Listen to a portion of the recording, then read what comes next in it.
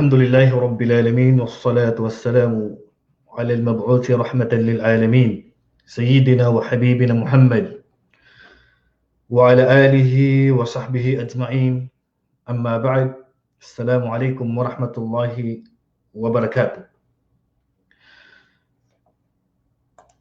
Ngayon ay tatalakayin natin ang isa sa mga napapanahong usapin at marami sa atin ang hindi po makaiwas dito kung saan ito po yung mga insurance. Pag-uusapan natin kagaya po ng car insurance, life insurance, kagaya ng health insurance at ito po yung PhilHealth, yung sa SSS, GSIS at ano pa maliban dito na kagaya po ng mga nabanggit ko sa inyo. Yan po.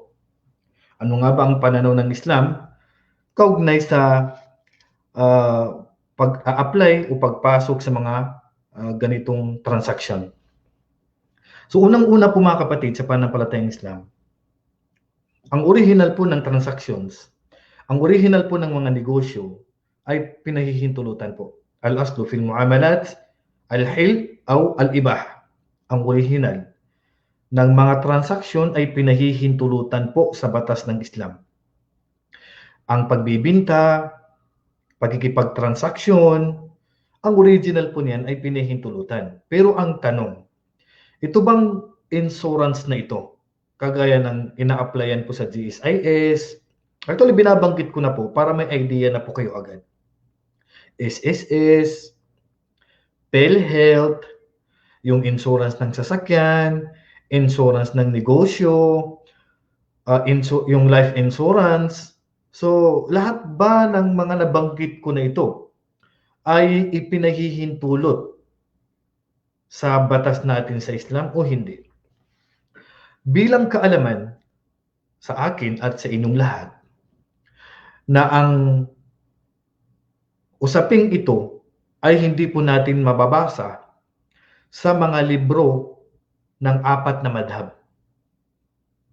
Hindi po ito napag-usapan, hindi po nabanggit ito ni Imam Abu Hanifa, o ni Imam Malik, o ni Imam Shafi'i, o ni Imam Ahmad bin Hanbal. Hindi po nila ito na banggit sa kanilang libro, ang tungkol po sa insurance. Dahil ang insurance na ito mga kapatid, bilang kaalaman sa inyo, ay lumabas lang ito sa 14th century ng Gregorian calendar. Ibig sabihin, huli na po itong lumabas at pinag-usapan.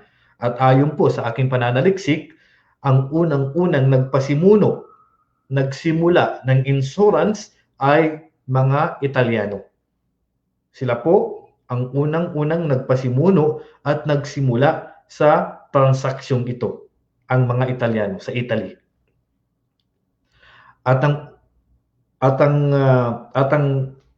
malalaking o isa sa malaking scholar mula sa scholar ng Hanafiya na si Ibn Abidin, siya ay naglabas ng fatwa, si Ibn Abidin, na ang insurance na ito na inabutan niya sa 14th century ay hinatulan niya po na haram. Noon po mga kapatid, ang unang-unang insurance po na lumabas ay naka-focus lang po siya sa paglilipat o pag-i-import o kaya pag-i-export, import o export ng mga cargo sa barko. So nagkaroon po ng insurance mga kapatid noon. Kung halimbawa may mangyari sa cargo o kaya ay anumang mangyari sa cargo, ika nga, ay mayroon siyang insurance kung saan babayaran po nila. Yan. So, diyan po ang kauna-unahan na pagsisimula po o pagsisimula po ng pagkakaroon ng insurance. Hanggat sa lumaki na po ito at naging kumpanya na po at iba't iba na po ang itinawag at iba't ibang kumpanya na po ang kanilang ipinangalan dito. So, ibig sabihin, naging negosyo na po. Okay, so ngayon, bago ko papasukin to, mayroong tinatawag na cooperative insurance o tinatawag na at-ta'min at-takafuli o at-ta'min at-ta'awuni. Hindi po pangalan ang pinag-uusapan natin dito mismo yung kahulugan nung binanggit ko sa inyo kanina na cooperative insurance o kaya ay tinatawag sa wikang Arabic na at-ta'min, at-ta'awuni at saka at-ta'min at takafuli. Pwede po ito kapag halimbawa mayroon tayong organisasyon, ika nga, mayroon tayong grupo. Tapos ang ginawa po natin ay nag-ambag-ambag po tayo ng pera. Okay? Ito po yung insurance na pinahihintulutan po sa ganitong paraan po Kailangan unawain niyo po muna na mabuti. Pero itong babanggitin ko po sa inyo, wala pa po ako nakita sa Pilipinas na mayroon ito na gumagawa. Paano 'yon? Halimbawa, 10 tayo. Sa bilang natin na ito na 10, ay nagkaroon tayo ng pag-ambag-ambag na 1,000 pesos ang bawat isa buwan-buwan. So itong pera na ito na naipon natin, okay? So ang sino man sa atin na magkakasakit ay pwede niyang gamitin yung pera at siya ang makikinabang dito sa future. Ika nga. Pero hindi natin pwedeng gamitin sa negosyo na itong bagay na ito, kundi para lang po ito sa atin kapag kakakailanganin natin. At hindi po babayaran ng bawat isa sa atin kung ano po yung nagamit niya. Halimbawa, 1,000 po ang inambag ko, 1,000 din yung sa kasama ko, tapos nagkaroon ng problema yung isa sa atin, tapos nadala siya sa ospital at ang nagastos niya po ay 50,000. So, natulungan natin siya. Kung tutuusin, kumita po siya. Kaya lang, hindi po siya papasok ito sa haram kasi bakit? Bawat isa kasi sa atin ay nagboluntaryo po na ibigay na po yun at hindi po ipinasok sa negosyo. Kundi, halimbawa, sabi ko, okay, ang sa akin 1,000, kay brother 1,000, kay Ahmad 1,000, kay Khalid 1,000, kay ganito 1,000, hanggat sa 10 tayo at nakaipon tayo ng 100,000. Ngayon, bawat isa sa atin, bukal po sa puso natin, sino man ang magkasakit ay pwede na pong gamitin yun. Wala na pong problema. Magamit ko man o hindi, ay wala na pong problema sa akin yan. At ito po ay napagkasunduan po ng huling mga scholar natin ang tungkol po sa usaping ito. Wala pong problema yan. Yan po yung cooperative insurance o kaya ay bawat isa sa atin ay nagbigay na po kung sino man ang darating ang pangangailangan, siya pong makikinabang. At hindi niya po babayaran yun. Hindi niya po babayaran yun. Wala pong problema kapag ganung transaction po. Okay. Papasok tayo ngayon sa insurance na mayroon tayo sa Pilipinas. Ito ang pag-uusapan natin dito. Kagaya ng PhilHealth, yung insurance ng sasakyan, insurance ng negosyo, insurance na galing sa SSS, insurance na galing sa GSIS. Dalawa po ang uri ng insurance sa atin sa Pilipinas. Dalawa po ang uri ng insurance na ayon sa aking pagkakaalam sa Pilipinas. Unang uri ng insurance na ina-apply natin, maging ito man ay life insurance, health insurance, car insurance, ika nga, mayroon pong mandatory. Ibig sabihin, wala kang choice. Kundi kailangan mo talagang kumuha dyan. Inuobliga sa iyo ng gobyerno. Kinakailangan talaga na mag-apply po kayo kasi automatic po kinukuha po ng gobyerno. At ito po ang mga nangyayari po sa ating mga government employees. Yung mga teacher, mga nurse, engineer, automatic po kinakaltas po sa kanilang sahod yan. Kinakaltas sa mga OFW, kung hindi po ako nagkakamali, ay dati po, kung hindi po ako nagkakamali, every time na tayo po ay babalik sa ibang bansa, mayroon tayong obligado na bayaran po yung PhilHealth natin. Hindi ko lang alam kung mayroon pa hanggang ngayon. Yan po yung sa OAC natin, yung balik manggagawa. Kabilang po dyan yung PhilHealth natin, yung pag-ibig. Hindi nga natin napapakinabangan, pero inuobliga sa atin na bayaran para lang po makaalis tayo sa ibang bansa. At sa mga teacher naman, sa mga empleyado ng gobyerno natin, every time na matatanggap nilang kanilang sahod, automatic na po kinakaltas na po ng gobyerno ang GSIS ba dyan, o SSS ba dyan, o PhilHealth dyan, automatic na po kinakaltas na po sa kanila yan at wala pong magawa. So kapag mandatory at inobliga po sa atin ang pagkaltas ng insurance na ito, isang kumpanya, ng insurance na hindi naman natin gusto, ibang usapan po yan. Kasi wala po tayong magawa eh. Sila po ang may gusto nun. So, ibang usapan po yun. So, ligtas na po tayo doon. Okay. Pangalawang uri ng insurance, yung a-applyan mo. Ito yung talagang bawal. At mamaya po, didetalye ko po sa inyo bakit po bawal ang pag-apply sa PhilHealth. Bakit po bawal ang pag-apply sa life insurance, health insurance, at ano pang uri ng insurance, bakit po bawal? Okay? Mamaya i-detalye ko po sa inyo para maunawaan po ninyo kung bakit po ito ipinagbabawal at hindi po ito pinahihintulutan. At ayon sa aking kaalaman, wala po tayong insurance sa Pilipinas o anumang uri ng insurance na isang kumpanya na pinahihintulutan po sa Pilipinas. Lahat po ng insurance na mayroon sa Pilipinas ayon sa kaalaman na mayroon ako ay haram. Haram po lahat. Kahit anong uri ng insurance sa Pilipinas na pag-aari po ng gobyerno natin ay bawal pong applyan. Bawal pong applyan. Bawal po kayo mag-apply sa GSIS, SSS, PhilHealth. Haram po sa batas natin sa Islam yan. Ang tanong, bakit bawal? Yan. Ito yung punto natin dito. Binigyan na muna natin ng hatol para malaman nyo na haram. Haram pong applyan ng PhilHealth. Haram applyan ang Pag-ibig, yung mga may insurance ha. Haram applyan ang SSS. Haram applyan ang GSIS.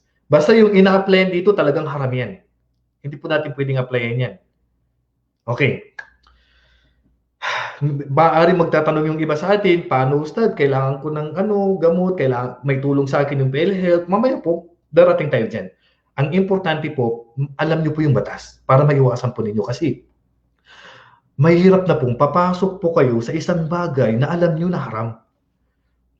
Lahat ay gagawin natin para maiwasan natin ng isang haram. Kasi biruin mo, pakikinabangan mo yan, hindi mo pala alam na mahigpit pala na ipinagbabawal sa batas ng Islam. Okay, isa-isahin natin na bakit bawal. Unang dahilan kung bakit ito bawal, ang dahilan kung bakit bawal na mag-apply sa PhilHealth.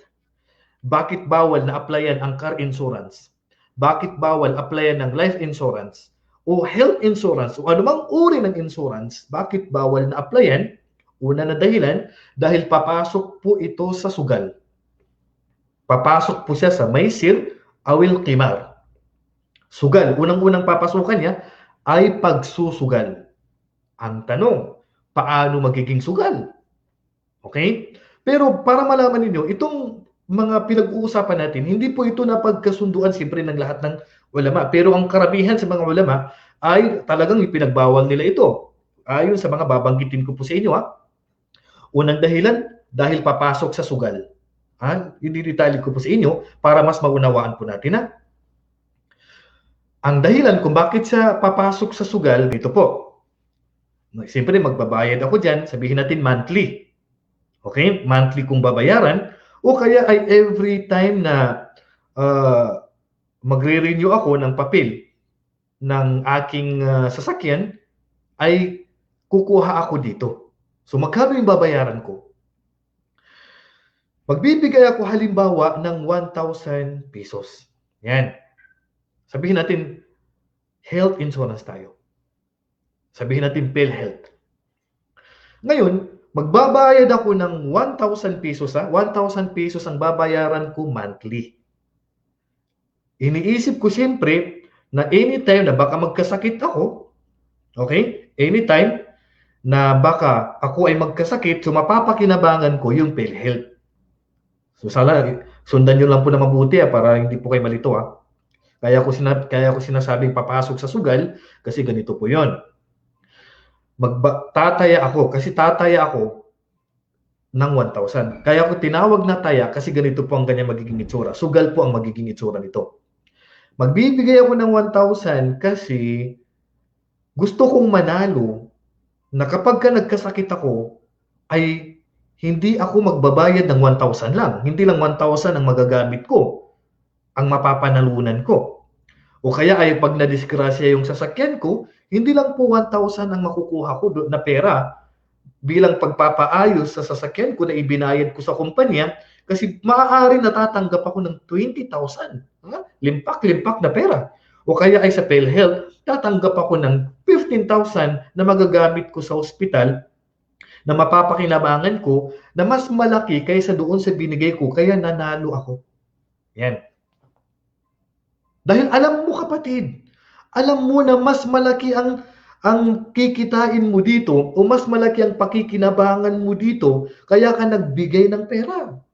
Gusto mong mapanalunan yun.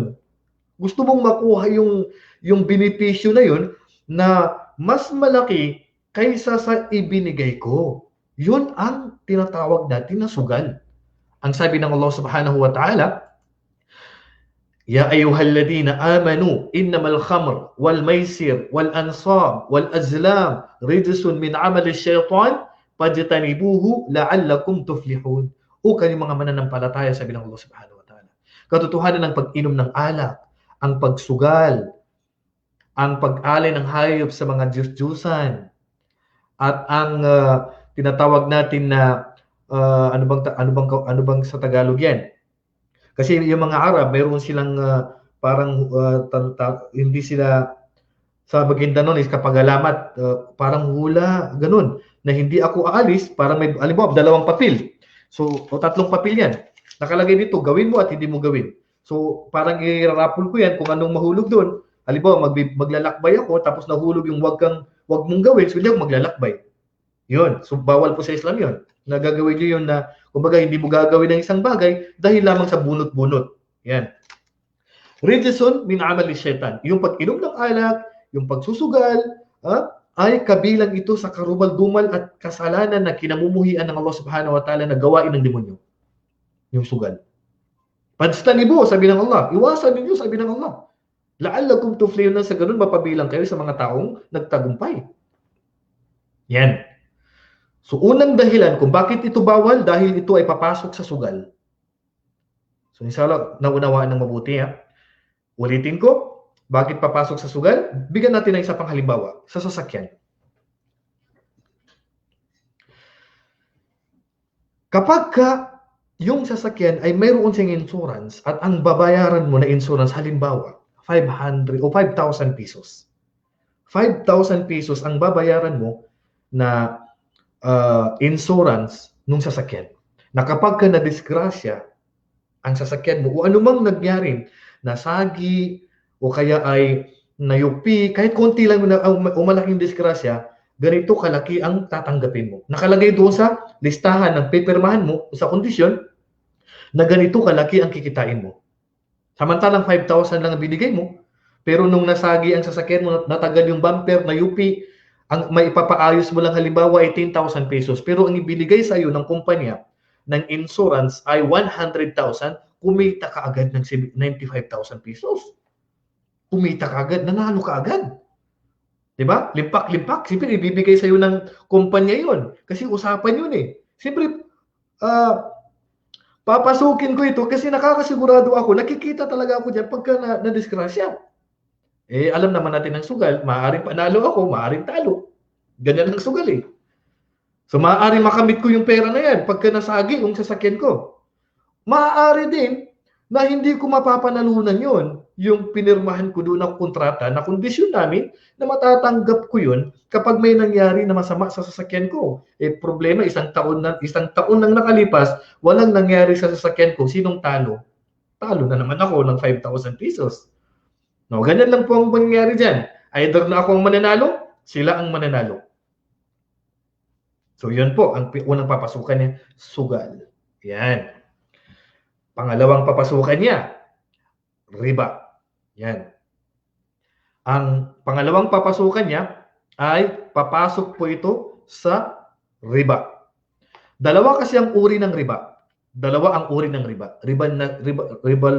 Ribal fadl at saka riban nasi'ah. So, dalawang uri ng riba, dalawang uri ng pagpapatubo na ito na mahigpit na ipinagbabawal ng Islam ay papasukin ng insurance. Una, ribal fadl. Yung ribal fadl, automatic, makikinabang ako agad, automatic, tutubo agad yung pera ko. Halimbawa, nag-apply ako ng PhilHealth. Okay. May nagkasakit sa kamag-anak ko. Halimbawa, nag-apply ako at binayaran ko lang sa PhilHealth ay 5,000 pesos. Ura-urada, kailangan ko ngayon ng PhilHealth. Ngayon din, kailangan ko ang PhilHealth. Nagbayad lang ako ng 5,000 o nagbayad lang ako ng 10,000 agad-agad ngayon sa PhilHealth at kinuha ko agad yung card at ipinakita ko sa hospital na ang babayaran ko dapat sa hospital ay 20,000, nanalo agad ako ng tumubo agad yung pera ko ng 10,000. Kasi 20,000 yung babayaran ko, 10,000 lang yung in-applyan ko. Agad-agad tumubo ang pera ko. Kasi pumunta ko sa hospital, 20,000 ang bill, tapos ang pag-apply ko lang ay 10,000 lang ang binayaran ko. Pagdating ko sa hospital, ang bill ko ay 20,000, automatic, tumubo ang pera ko ng 10,000. Yan ang riba al-fadl. Yan po. So, papasok siya sa riba al-fadl, yung tutubo siya agad. Yan. Pangalawang uri ng riba, yung tinatawag natin na riban nasi'ah. Yung riban nasi'ah, hindi pa tutubo yung pera ko sa oras na yan. Paano tutubo? Pagka may nagkasakit. O kaya ay nadisgrasya yung sasakyan. So, paano nangyari yun? Nagbayad ako ng 5,000 sa insurance ng sasakyan ko o sa life insurance o sa health insurance.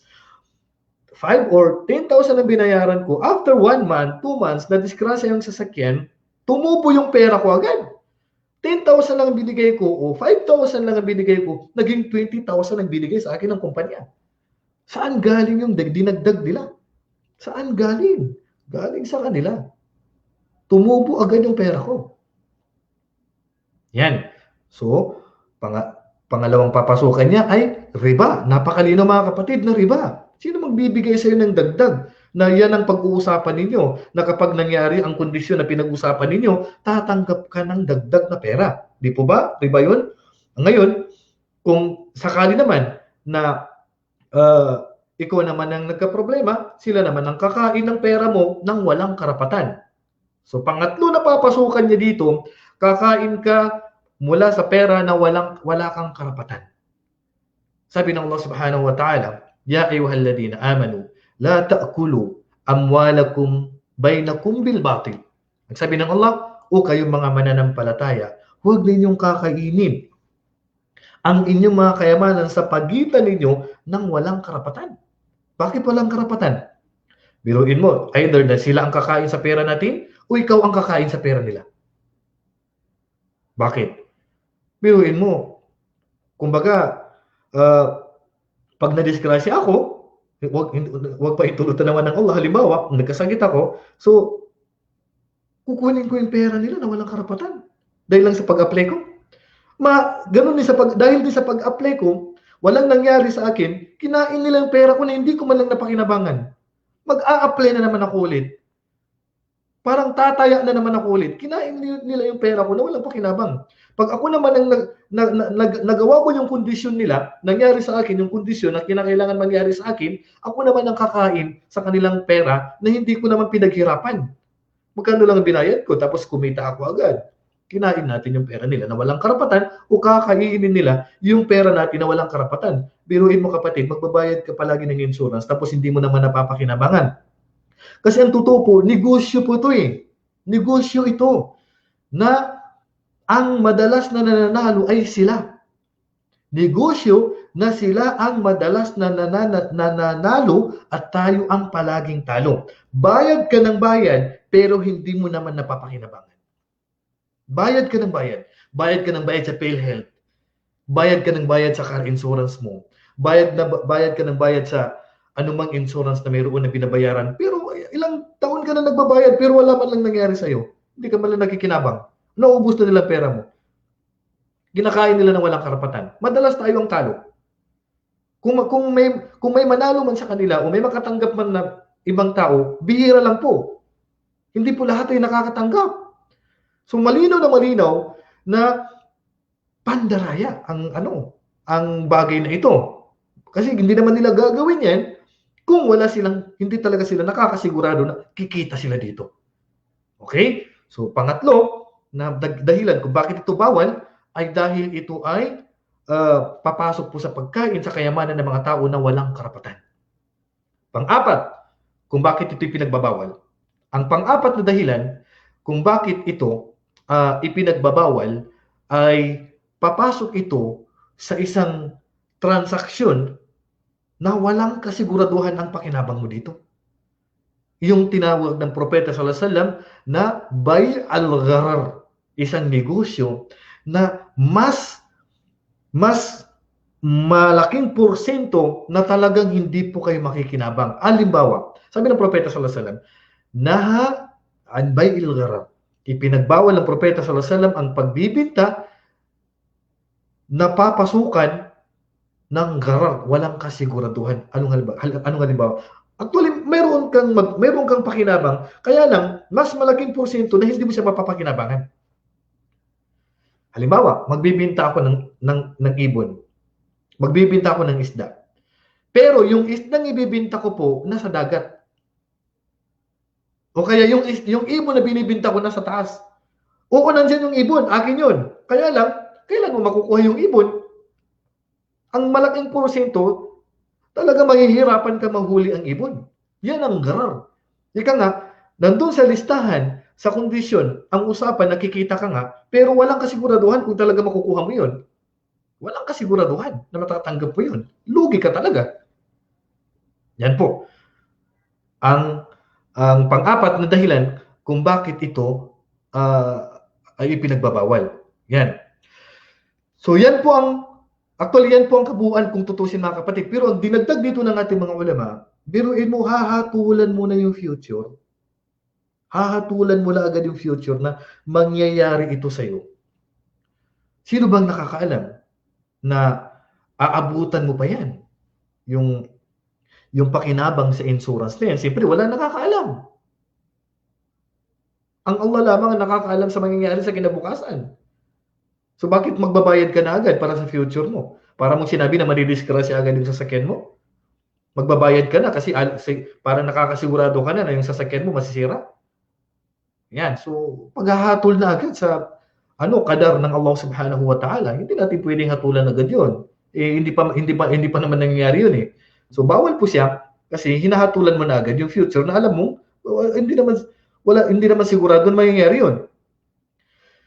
So, ang kabuuan mga kapatid, dito sa tinalakay natin, kung titingnan natin, yung lahat ng mga binanggit natin kanina, haram talaga siya. At ang panghuli na idadagdag natin dito, ito ay isang negosyo na walang pakinabang. Magbabayad ka sa isang negosyo na walang kasiguraduhan. Kumbaga, parang bibili ka na wala namang pakinabang. Ang insurance ay hindi naman po yan binibinta eh. Ang insurance ay hindi po yan kabilang sa mga paninda na pwedeng ibenta, na pwede mong bayaran, na pwede mong bilhin. Pwede mong ibenta, pwede mong bilhin. Yan po ay kabilang po sa mga paninda na hindi pwedeng ibenta. Hindi naman pwedeng ibenta ang insurance. At kabilang po sa mga kondisyon ng paninda ay kinakailangan ay may pakinabang. May mayon tafa'ubi. Kinakailangan may pakinabang. Anong pakinabang mo sa insurance? Para kang nagbayad ng hangin. Para kang bumili ng papel. Parang binili mo lang pangalang insurance. Ang totoo, wala ka naman talagang binili. Yan ang dahilan mga kapatid kung bakit ito pinagbabawal. Yan. Okay. Pupunta po tayo. Siyempre, nalaman nyo na po ngayon na lahat ng insurance na mayroon sa Pilipinas na ina-applyan ay mahigpit na ipinagbabawal. At nakikipagtulungan ka rin sa isang ipinagbabawal na ito po yung tinatawag natin na pagpapatubo. Kasi ang mga insurance na ito ay nagpapautang sila o nagpapaloan sila na mayroon siyang interest. Alam niyo po yan. Nagpapautang sila na mayroong tubo. Para mo silang tinutulungan. Anong layunin mo? Para makamit yung kondisyon na binigay nila o para makautang ka na may tubo? Yan. So mahigpit na pinagbabawal yung sa Islam. Hindi ka naman pwedeng umutang sa kanila. Minsan nga, yung tao mamamatay na lang, hindi man niya napakinabangan yung insurance na binayaran niya. Kinain nila ang karapatan mo. Yan. So ngayon dadako tayo sa isang napakahalagang usapin. Yung PhilHealth. Punta mo natin sa PhilHealth. Siyempre sa atin sa Pilipinas, sabi nila, na ang PhilHealth ay malaking tulong ito sa atin. Tama po yun at hindi ko po yan itinatanggi na malaking tulong talaga sa atin ang PhilHealth. Okay. Pwede ba akong mag-apply ng PhilHealth kahit na ito ay pinagbabawal? Pwede ko bang applyan? At hindi ba ako magkakasala? Siyempre, unang-unang payo natin, وَمَن يَتَوَكَّلْ عَلَى اللَّهِ فَهُوَ حَسْبُهُ. Ang sino mang manalig sa Allah ay sapat na ang Allah sa kanya. Sapat manalig lang siya sa Allah. Pag naman in-applyan mo yan, sabihin na natin na in-applyan mo para pagdating ng mga panahon na may magkasakit sa pamilya, ay mayroong aagapay sa'yo na isang insurance na mapapagaan yung pagbabayad. Okay, doon na tayo. Yan, doon na tayo. Pero ang tanong, kung sakali na in-applyan mo na ito, pagkatapos ay may nagkasakit mula sa pamilya mo, la sama Allah. Magkano binayad mo? 5,000.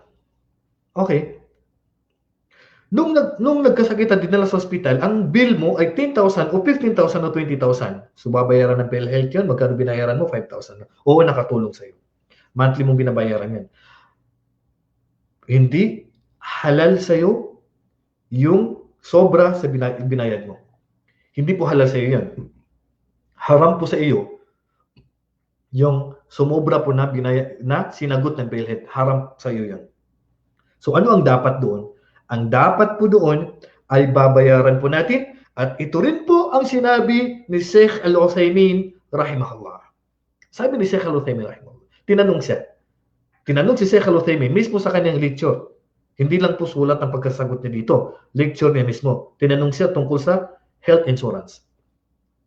Kung sakali na kailangan sa ospital kasi mas makakamura ka, matutulungan ka nila, sabi niya, kung makakatulong sila, sabi niya, ay walang problemang pakinabangan. Pero yung sobra na ibinayad sa iyo nung company ng insurance na yan, kailangan mong bayaran. Hindi ibig sabihin ligtas ka na. Oo, nakatulong sa iyo. Tandaan mo na para ka lang umutang. Tandaan mo na para ka lang umutang sa PhilHealth at kinakailangan mo pong bayaran din, kapatid. Doon na tayo sa kinakailangan yung darura. At darura tubihul mahdurat. Ang isang bagay na kung saan ay emergency na, ay pahihintulutan ng isang bagay na ipinagbabawal. Kahit pagka ikaw ay nasa bingit na po ng kamatayan. Pero hindi po kayo exempted na sasabihin ninyo na yung sobrang pera na idinagdag ng PhilHealth ay hindi po natin babayaran. Babayaran po natin yon. Ulitin ko, nagbayad ako sa PhilHealth ng 5,000, tapos ang bill ko sa hospital ay 20,000, may utang akong 15,000. Hindi po halal sa akin yon.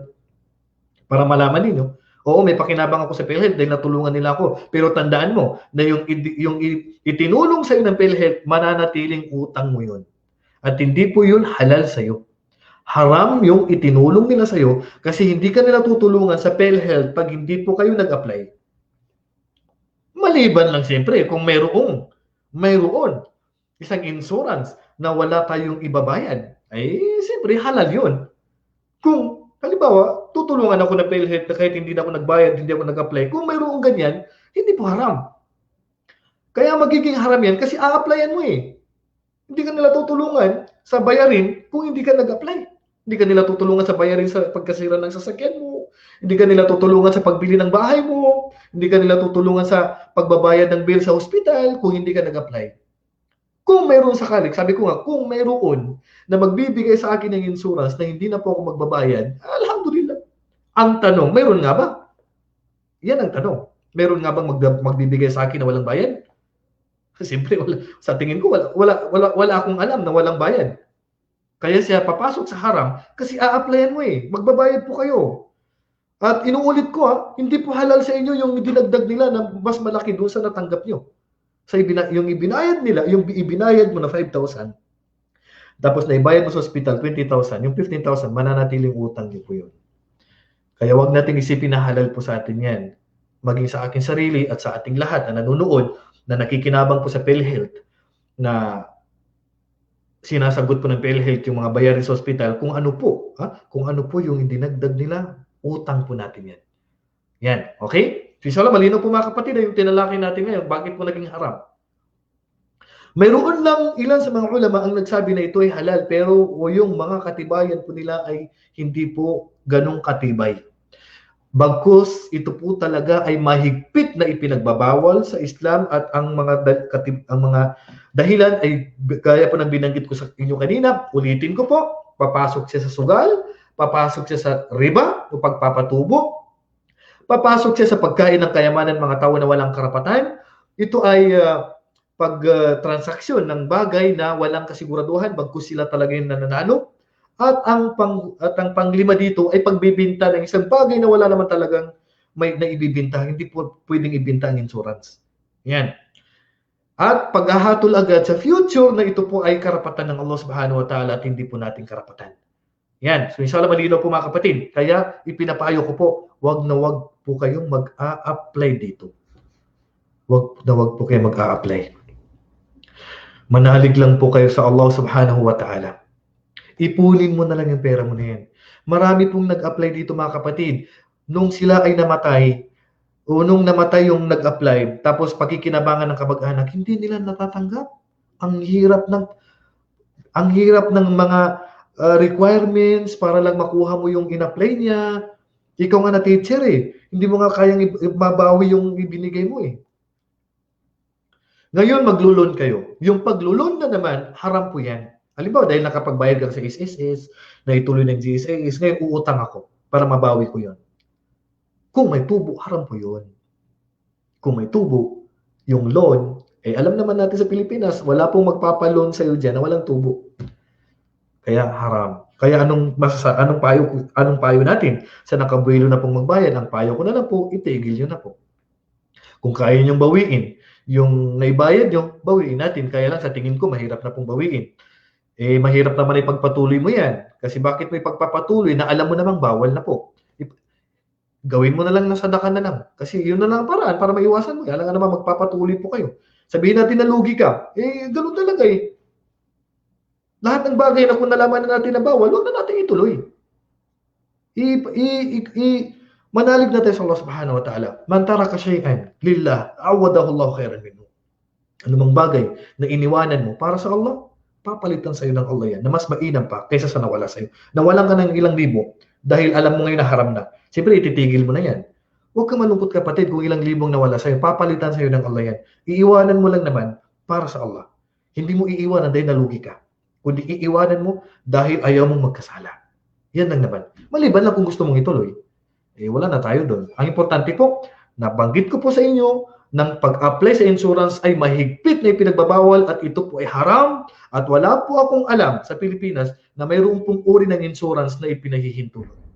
Okay? Wala po akong alam na mayroon sa Pilipinas na isang insurance na ipinahihintulot. Lahat ng insurance na alam ko sa Pilipinas ay pinapasok po niya lahat yung binanggit ko kanina na dahilan kung bakit po ito ipinagbabawal. At ang pahihintulutan lamang sa'yo, yung iuobliga sa'yo ng gobyerno. Yung mandatory, ibang usapan na po yun kasi wala na po tayong magawa dyan. Talagang kinukuha nila ng kusa yan. Okay, so basahin ko lang po yung mga tanong dito kung sakali may tanong. So pasensya na po, medyo napahaba. At inshallah, malinaw po mga kapatid, pakishare nyo na lang po para mas maintindihan po ng mga kapatid natin na nagtatrabaho sa gobyerno o kaya sa mga kapatid natin na nag-apply dito upang maiwasan na po nila ito. Okay? So mahigpit po na pinagbabawal kaya wag na po kayong mag-apply dito. Yan. Okay, so Ustad, paano po yung purpose? Haram din ba yun? Natanggapin, sukran. Actually, wala akong idea sa purpose. Kung ang purpose ay mag-a-apply ka lang, ika nga, at ibibigay naman sa mga mahihirap, ay hindi po bawal. Hindi po bawal. At sa tingin ko, yung purpose ay hindi naman yan insurance. Yung purpose ay talagang tulong po yan sa mga mahihirap. Wala po ako nakikita sa purpose. Wallahu a'lam. Hindi ko po alam ang transaksyon ng purpose. Ang pinag-uusapan po natin dito, insurance. Wallahu a'lam. Tanong ko lang po, di po ba haram kumain? Yan ang tanong dito. Ipakita ko na lang po sa screen. Kumain na sa may nag-birthday, halimbawa binigyan ka ng pagkain galing sa birthday. Pwede po ba kainin ang pagkain na binigay niya? Kung ang nag-birthday ay non-Muslim, kung ang nag-birthday ay non-Muslim, halal po sa atin na kainin. ang kanilang ibibigay sa atin. Wa ta'amul ladina utul kitaba hillul lakum wa ta'amuhum hillul lakum, hillul lahum. Ang pagkain nila, kahit saan ito hinanda, walang problema, basta wag lang pong inalay kung sa malalaking araw nila. Pero kung ang nag-birthday ay kapwa nating Muslim, ay hindi natin pwedeng tanggapin at hindi natin pwedeng kainin. Pero meron pong kumakalat na 40 days, 40 months, o 40 years, hindi tatanggapin yung ating sala. Meron pong dalil na nabanggit, pero hindi po, bagus kasinungalingan, yung hadith na nabanggit na 40 araw, o kaya mahina, na 40 araw ay hindi po tatanggapin ang ating sala pag kumain tayo sa pagkain ng birthday. Kasi wala po talagang dalil na anumang haram na nakain natin na galing sa birthday o galing sa halimbawa baboy, ika nga, ay 40 araw hindi matatanggap ang ating sala. Ang nabanggit lang po sa hadith na 40 araw na hindi matatanggap ang ating sala, nagkakainin natin ay alak lang po. Yan lang po ang alam ko. Kapag uminom ka ng alak, 40 araw, hindi po tatanggapin ang iyong sala. Pero sa birthday, hindi po, wala pong dalil na 40 araw ay hindi tatanggapin. Siyempre kasalanan, pero hindi po tayo pwedeng mag-impinto ng isang kasalanan na wala pong binanggit ang propeta sallallahu alaihi wasallam. Sapat na po na sabihin natin na haram kapag ang birthday o pagkain na yan ay galing sa Muslim, talagang bawal po natin tanggapin kasi bawal po sa atin ang birthday. Pero sa mga non-Muslim, pwede po sa kanilang birthday. Kaya kung binigyan nila tayo ng pagkain, wala problema, tanggapin natin. Hindi po bawal sa atin yun. Wallahu a'lam.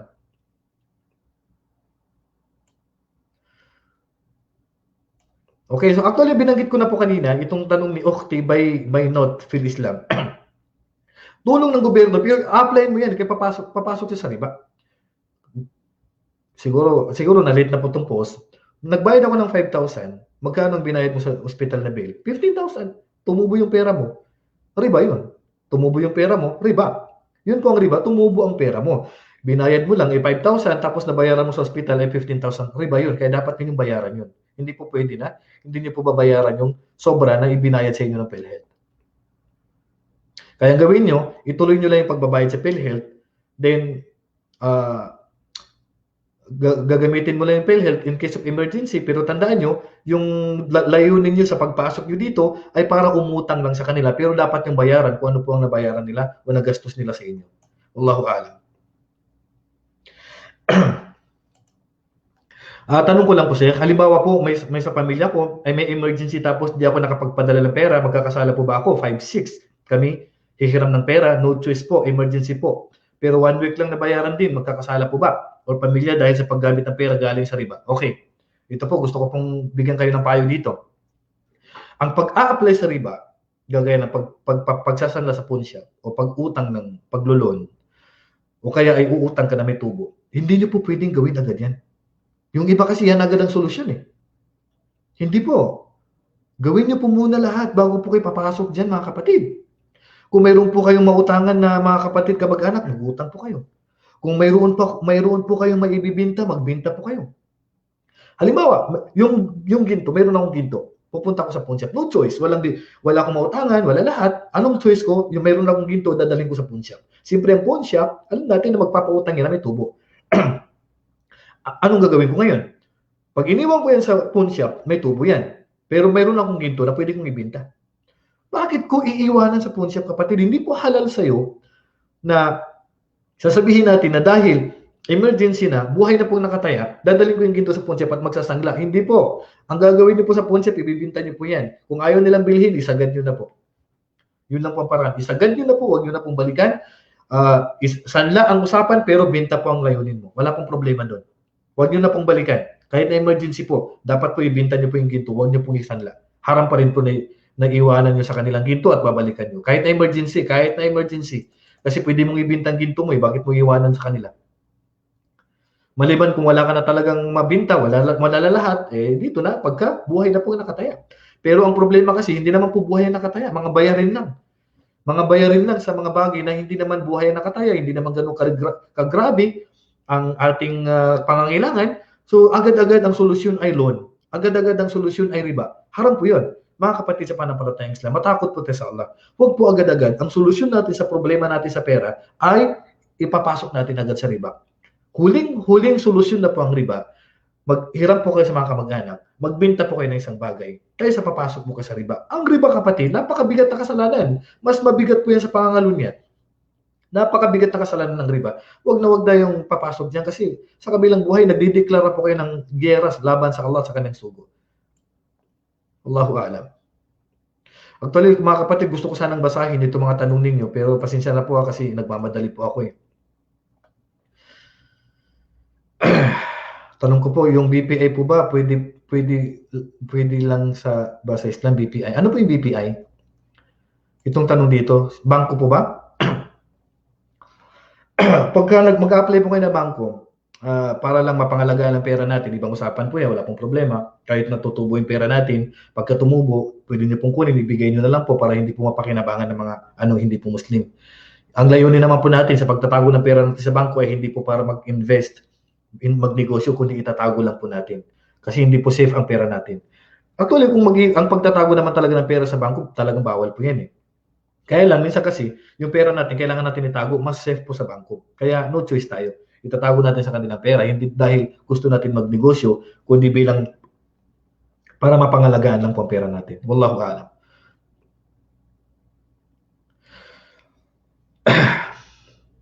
Inshallah mga kapatid, pasensya na kayo, medyo masakit na po yung lalamunan ko. Medyo nag-dry na po.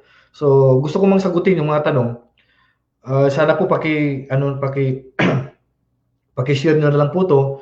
At inshallah, sisilipin ko po yung mga tanong nyo. Dahil po, masakit na po yung lalamunan ko. Basta tanong ko lang po. So, sagutin ko na lang tong tanong dito. Yung last. Actually, maraming tanong. Pasensya na po kung hindi ko po mababasa lahat ha. Tanong ko lang po yung pagsasanla ng alahas riba po. Yung pagsasanla po, hindi po haram. Para malaman ninyo, hindi po haram ang pagsasanla. Kahit saan ka magsanla. Bakit naging haram sa pawn shop? Para malaman nyo, hindi po haram na magsanla ng anumang item. Hindi po haram magsanla ng ginto, hindi po haram magsanla ng silver, hindi po haram magsanla ng mga kagamitan, hindi po haram. Nagiging haram lang po yan kasi pera po kasi inuutan nyo eh. Yung perang kinuha nyo sa pawn shop, may tubo yun. Pero kung sinanla mo sa akin yung ginto mo na 1,000, tapos after 1 month, babalikan mo yung ginto mo, ibabalik mo sa akin yung 1,000, ibabalik ko yung ginto. Hindi po bawal yun. Kaya lang bawal sa pawn shop kasi. Kaya po bawal sa pawn shop kasi po, ay may tubo po yung pera na inutang nyo. Ayan po kasi pagkakaunawan natin eh. Akala natin haram po magsanla ng ginto. Hindi po bawal. Nagiging bawal lang po siya kasi may tubo yung pera yung inutang nyo. Wala pong pagbabawal sa pagsasanla. Kaya lang, yung pinupuntahan nyo kasi, tinutubuan nila yung pera na sinanla nyo yung gamit nyo. Kaya po kayo mag-iiwan po sa kanila ng gamit para po garantor. Na pag hindi po kayo nagbayad, mayroon silang babalikan. Ano yung babalikan nila? Yung ginto mo. Pag hindi ka nagbayad, binta natin yung ginto mo. Halimbawa, naghiram ka sa akin ng 5,000. Sabi ko, sige, akin yung ginto mo. So, sinanla mo yung ginto. Hindi ka bumalik.